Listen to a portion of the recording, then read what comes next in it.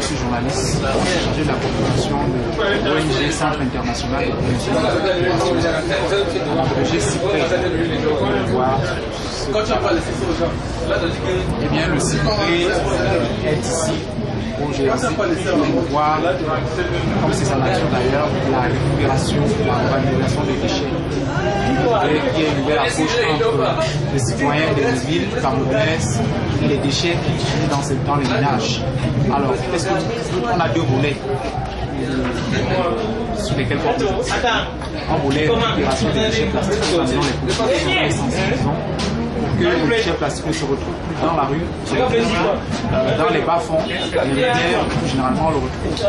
Et bien on voudrait que ces déchets-là, ces populations les collectent, les rassemblent dans un coin de la maison pour ensuite les vendre aussi. Parce qu'ils sont partis des constats selon lesquels les déchets plastiques sont non dégradables, polluent durablement la nature et nous affectent même quand ils sont brûlés, c'est généralement le cas. Au lieu donc que ces populations qui généralement sont au lieu que ces populations jettent ces déchets plastiques, il faudrait qu'elles puissent à partir un peu de ressources financières, en même temps qu'elles protègent l'environnement en se débarrassant de ces déchets, non pas en les jetant dans la nature, mais en les vendant aussi près au prix de 50 francs au kilo.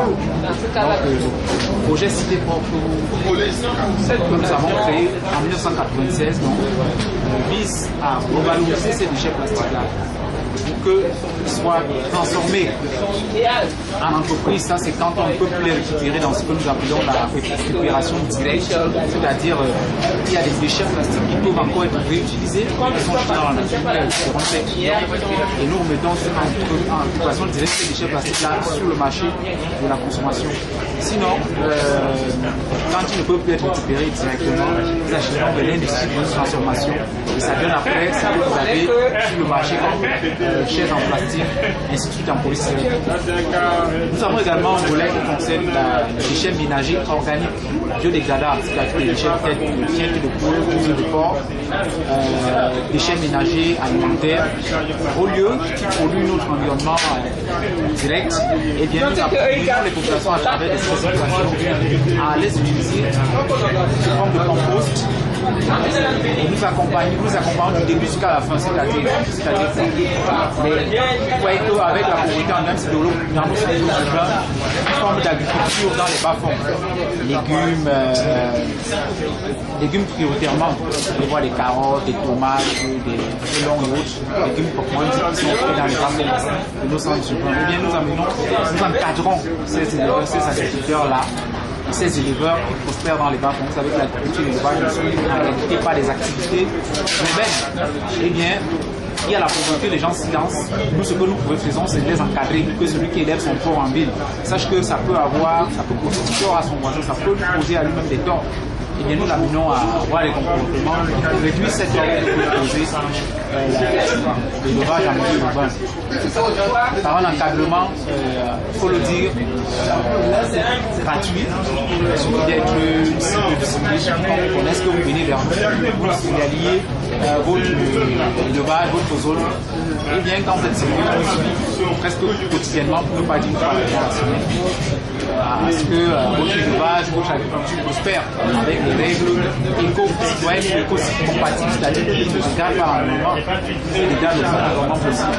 Ces gestes-là, nous les prenons à travers nos organismes qui sont là pour suivre les agriculteurs et les éleveurs urbains dans la ville. Et nous avons reçu en 2000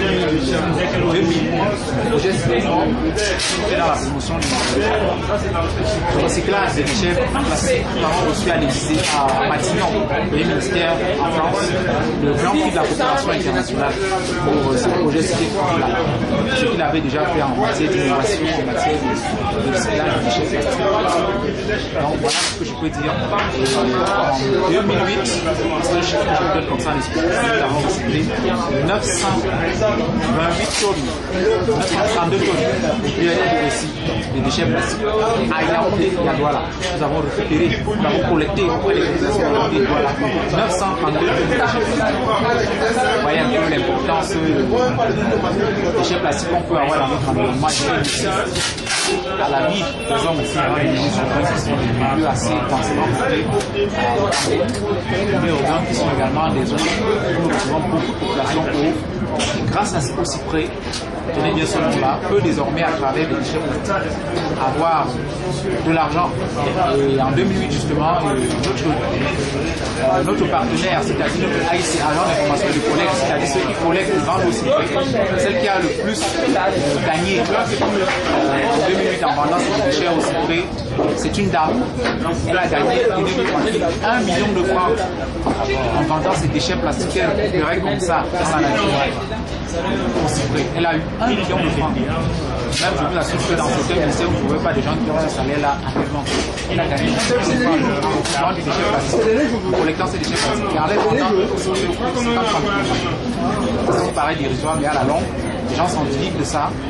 D'autres agents récupérateurs, vous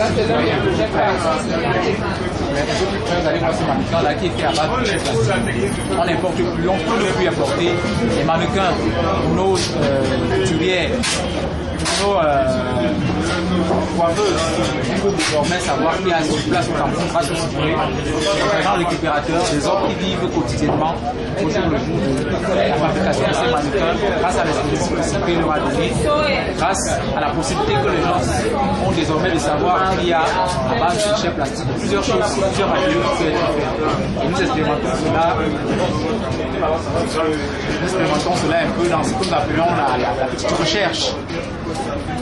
On essaie de voir ce qui peut être fait à base de déchets plastiques. Ça, c'est un carreau de douche à base de déchets plastiques qui ont été... Ah oui, c'est à base de déchets plastiques. Ça, c'est une ficelle de casquettes. Toutes les casquettes là, ne plus importer sur les gens de casquettes pour mettre se protéger un peu du soleil. Ça, c'est les graines de polystyrène, polyéthylène, une variété de plastique. Nous faisons de la petite recherche pour voir ce qui peut être apporté de nouveau à la transformation des déchets plastiques au Cameroun, parce que c'est le déchet le plus polluant. Il est non biodégradable et dangereux pour l'homme.